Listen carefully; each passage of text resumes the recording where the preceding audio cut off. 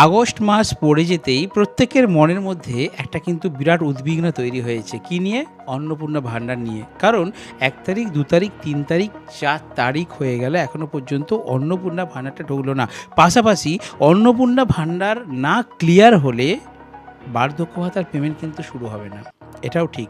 সেই জন্য অন্নপূর্ণায় যারা আছেন প্রাপক, তাদের যতটা টেনশন, বার্ধক্য ভাতা, বিধবা ভাতা, প্রতিবন্ধী ভাতার প্রাপকদেরও কিন্তু ততটাই টেনশন বাড়ছে। কারণ অন্নপূর্ণা যত তাড়াতাড়ি ক্লিয়ার হবে, অন্নপূর্ণার পরের লটে এই বার্ধক্য ভাতার পেমেন্ট কিন্তু আসবে। আজকে আমি আপনাদেরকে শেয়ার করব যে 6টা আমি শর্ত বলবো। এই শর্তের মধ্যে যারা যারা পড়বেন, অর্থাৎ এই 6টা শর্ত যাদের মধ্যে পড়ছে তারা বার্ধক্য ভাতা, প্রতিবন্ধী ভাতা, বিধবা ভাতা পাবেন না।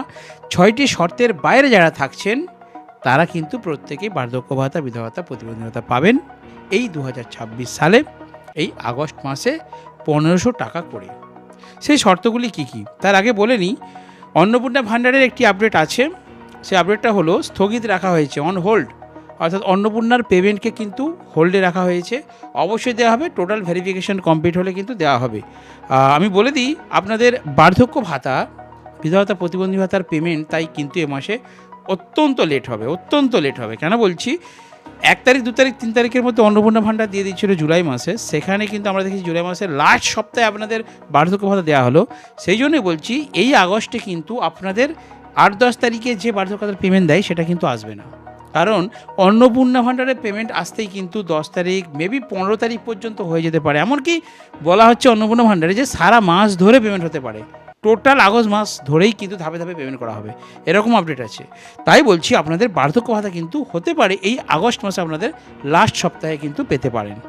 8-10 তারিখে যে দেয় সেই সময় কিন্তু নাও সম্ভব হতে পারে। চলুন এবার আমরা 6টি পয়েন্ট নিয়ে আলোচনা করব, যেই শর্তগুলো কিন্তু খুব গুরুত্বপূর্ণ এবারে যাচাই করা হচ্ছে।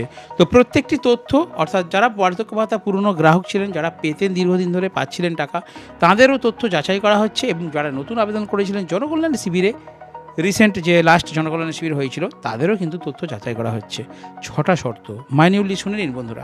1 নম্বর, আধার কার্ড, আধার কার্ডের যে নাম এবং জন্ম তারিখ, তার সাথে voter identity card, PAN card, bank account, এই 3 বা 4টি ডকুমেন্টসের নামের বানানে যদি সামান্যতম ভুল থাকে, তাহলে কিন্তু আপনার বার্ধক্য ভাতার পেমেন্ট আটকে যেতে পারে।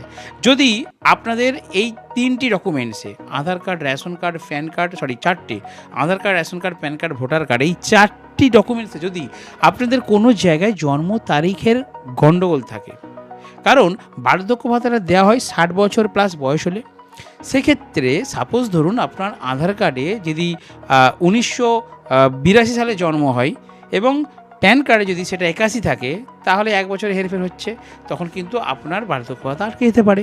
সেই জন্যই বললাম এবারে কিন্তু যে ভেরিফিকেশনটা করা হচ্ছে খুব স্যাঙ্গুইনভাবে, খুব সিরিয়াসলি ভেরিফিকেশন হচ্ছে। আপনারা ধারণা করতে পারবেন না, কারণ এই ভেরিফিকেশনের জন্য এনগেজ করা হয়েছে শুধু সরকারি আধিকারিকদের নয়, পঞ্চায়েতের স্টাফ আছেন, বিডিও অফিসের স্টাফ আছেন, এসডি অফিসের স্টাফ আছেন, জেলা শাসকের অফিসের স্টাফ আছেন, এমনকি এমএলএদেরকে নিযুক্ত করা হয়েছে এই কাজের জন্য, এমনকি আশা কর্মী, অঙ্গনওয়াড়ি কর্মী, ওনাদেরকে নিযুক্ত করা হয়েছে, এমনকি সর্বশেষ মহিলা বিজেপির যে মহিলা মোর্চা কমিটি, তাদেরকে পর্যন্ত নিয়োগ করা হয়েছে আপনাদের এই অন্নপূর্ণা বলুন, বার্ধক্য ভাতা বলুন, এইসব ভেরিফিকেশন করার জন্য। তার মানে কি, সরকার একটা নিখুঁত এবং ক্লিয়ার একটা ডাটা কিন্তু চাইছেন। যারা যারা যোগ্য পাবার তারা পাবেন, যারা অযোগ্য তাদেরকে বাদ দিতে হবে। এই কাজ, এই দায়িত্ব কিন্তু সরকারি আধিকারিকদের উপরে সরকার কিন্তু দিয়েছে। তাই বললাম 1 নম্বর যে পয়েন্টটা মনে রাখবেন, জন্ম তারিখ, যদি আপনার কোনো সমস্যা থাকে ইমিডিয়েট আপনি সেটা কারেকশন করুন। এই অবস্থায় আগে হয়তো পেয়েছেন, এইবারে কিন্তু নাও পেতে পারেন। আশা করি বন্ধুরা বুঝতে পেরেছেন। 2 নম্বর পয়েন্ট, ব্যাঙ্ক অ্যাকাউন্ট, যে অ্যাকাউন্টটি আপনি দিচ্ছেন বার্ধক্য ভাতার জন্য, সেই অ্যাকাউন্টটা অবশ্যই যেমন সিঙ্গেল অ্যাকাউন্ট হয়, জয়েন্ট অ্যাকাউন্ট হলে কিন্তু আপনার বাদ পড়ে যাবে। পাশাপাশি যে অ্যাকাউন্টটা আপনারা দিচ্ছেন সেই অ্যাকাউন্টে যেমন ডিবিটি লিঙ্ক থাকে। 3 নম্বর যে পয়েন্টটা নিয়ে আলোচনা করব, বলা হচ্ছে এবারে 10 বছর এই পশ্চিমবঙ্গের স্থায়ী বাসিন্দা হতে হবে, অর্থাৎ ভোটার তালিকায় বাসিন্দা বলতে আপনি এসে বাস করছেন, 5 বছর পর ভোটার কার্ড করলেন, সেটা ধরা হবে না। ভোট দিচ্ছেন, ভোটার লিস্টের নাম থাকতে হবে আপনার, মিনিমাম 10 বছর এই পশ্চিমবঙ্গের আপনাকে স্থায়ী বাসিন্দা হতে হবে, তবেই আপনি কিন্তু এই বার্ধক্য ভাতা, বিধবা ভাতা, প্রতিবন্ধী ভাতার টাকা কিন্তু পাবেন।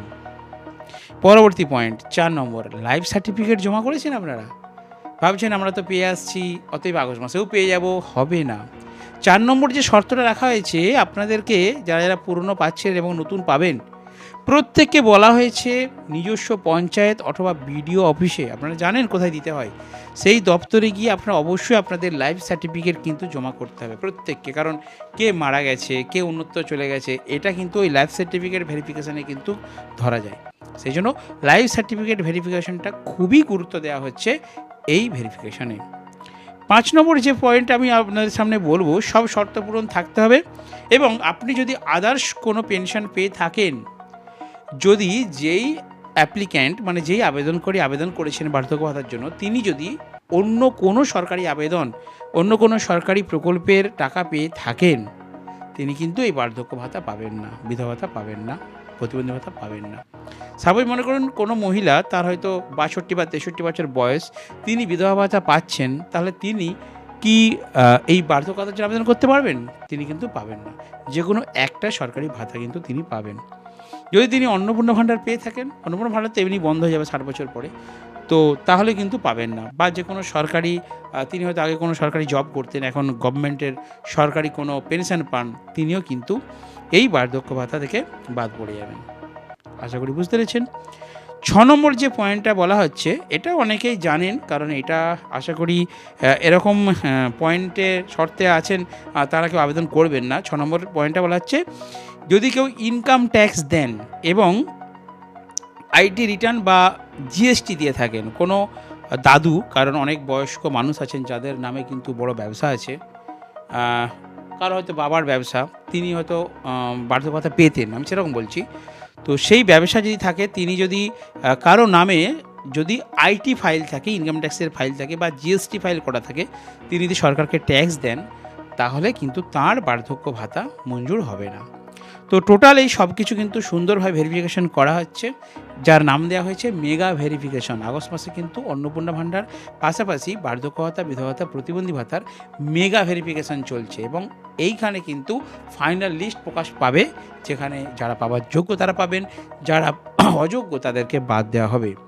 সর্বশেষ একটা পয়েন্ট আমি বলতে ভুলে গেছিলাম, সেই পয়েন্টটা হচ্ছে ইনকাম দেখা হচ্ছে, অর্থাৎ যেই পরিবার, যেই ফ্যামিলির মেম্বার হিসাবে আপনি বার্ধক্য ভাতার আবেদন করছেন, সেই ফ্যামিলির মাসিক ইনকাম কত, এটা কিন্তু ভালোভাবে দেখে নেওয়া হচ্ছে, চেক করা হচ্ছে, তারপরেই কিন্তু ফাইনাল লিস্ট আসবে এবং তারপরে কিন্তু আপনারা বার্ধক্য ভাতা পাবেন।